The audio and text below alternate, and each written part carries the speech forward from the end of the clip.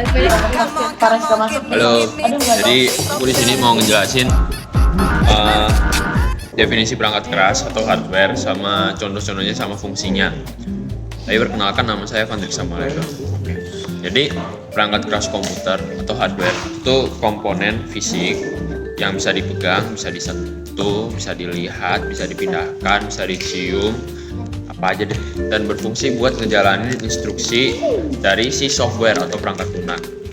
Nah, contoh-contohnya tuh kayak keyboard, mouse, atau si CPU, HDD, SSD, nggak tahu lah itu. Jadi aku bakal ngejelasin yang perangkat input dulu. Jadi di sini kan kebagi 4 tuh.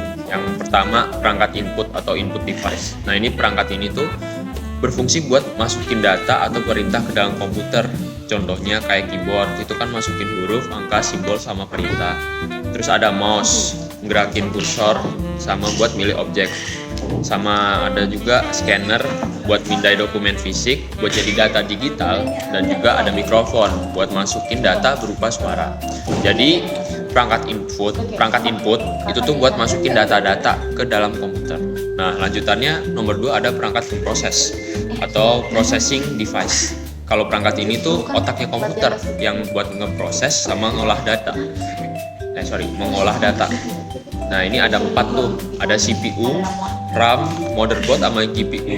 Nah, kalau CPU atau Central Processing Unit, ini nih otaknya si komputer buat memproses instruksi. Kalau RAM itu kepanjangannya Random Access Memory, ini buat nyimpen data sementara yang sedang berjalan. Nah, juga ada motherboard, ini papan sirkuit utama, makanya dia bilang mother, yaitu ibu, yang ngubungin seluruh komponen. Udah, nggak usah lihat-lihat gitu. Terus ada GPU, itu kartu grafis buat proses grafis sama visual. Nah, lanjutannya ada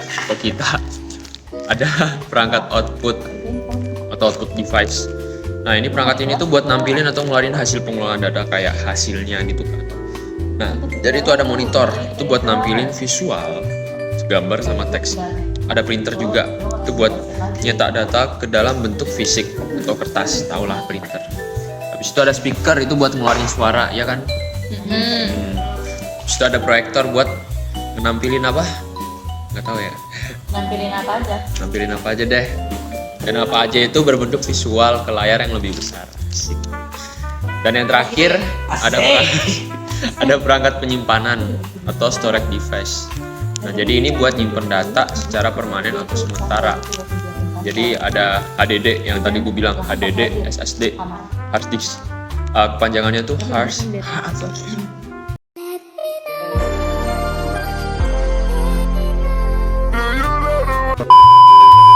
maaf, kesalahan teknis.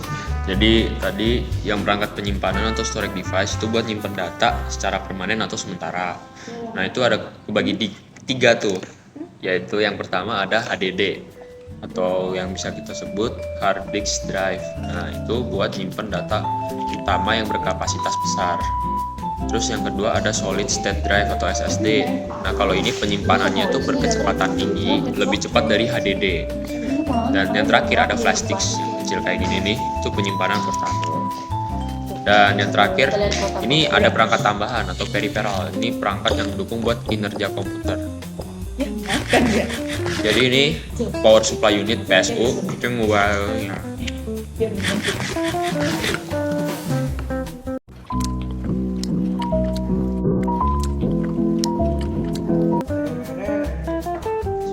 Jadi sekarang aku mau ngejelasin, tadi kan udah tuh perangkat keras. Nah, sekarang aku mau ngejelasin cara nginstal VirtualBox. Kita langsung aja ke videonya, gue nggak mau lama-lama. Oke, jadi pertama kita masuk ke kolom pencarian, habis itu search VirtualBox. Kita search dulu nih VirtualBox. Nah, habis itu kita install aplikasi itu.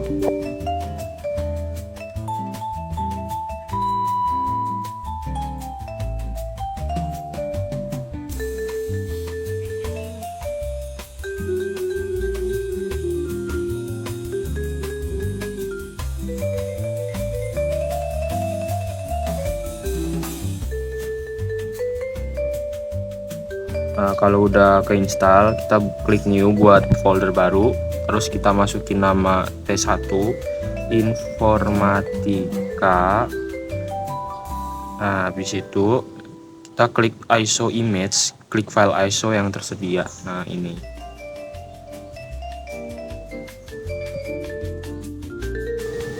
Nah, kalau ada tanda seru oranye kayak gini, yang harus kita lakuin itu tuh masukin kata sandi sebanyak 2 kali.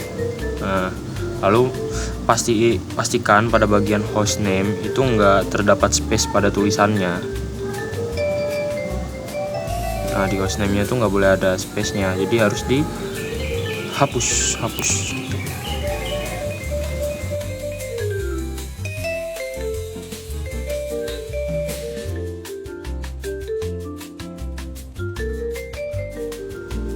Nah, kalau udah tinggal klik finish deh.